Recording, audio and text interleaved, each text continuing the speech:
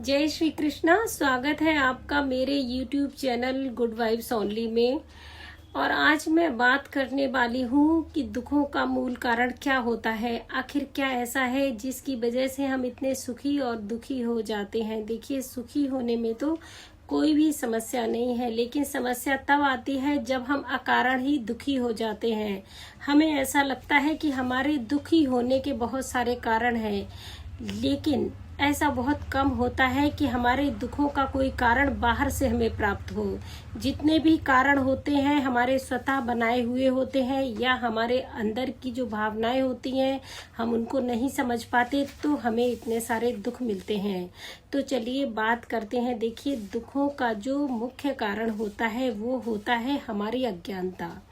अज्ञानतावश हमें इतना मोह हो जाता है, हम इतने लिप्त हो जाते हैं मोह और ममता में, जो कि हमें दुख देता है।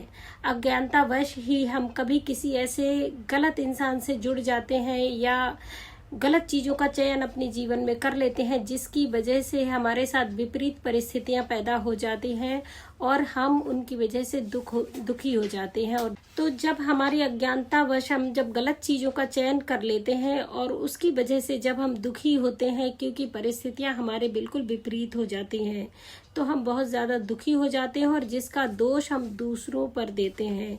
देखिए, कभी भी किसी और का दोष नहीं होता है। यदि हमें दुख मिल रहे हैं तो हमारे कर्मों का सबसे बड़ा हाथ होता है और हमारी अज्ञानता का। हर कीमत पर हमें ये चीज को समझ लेना होगा कि दुखों का कारण हम स्वयं होते हैं। यदि हम ये चीज ठान लें कि हम सदैव ही अपने भीतर के अवगुणों को देखेंगे, दूसरों को कभी किसी चीज के लिए दोष नहीं देंगे, तो ईश्वर इतने दयालु हैं कि आप पर दया करेंगे और आपको आने वाले सारे ही दुखों से बचाएंगे। देखिए, परिस्थितियां कभी किसी और को दोष देने से ठीक नहीं होंगी। परिस्थितियां तब ठीक होंगी जब हम अपने दोषों को देखेंगे, जो कि हम कभी देखते नहीं और सदैव ही दुखी होते रहते हैं। देखिए, मनुष्य ना इतना चतुर है कि भगवान को भी दोष देने लगता है अपने दुखों के लिए, जबकि उसके ही कर्म होते हैं जो उसके सामने आते हैं, है ना।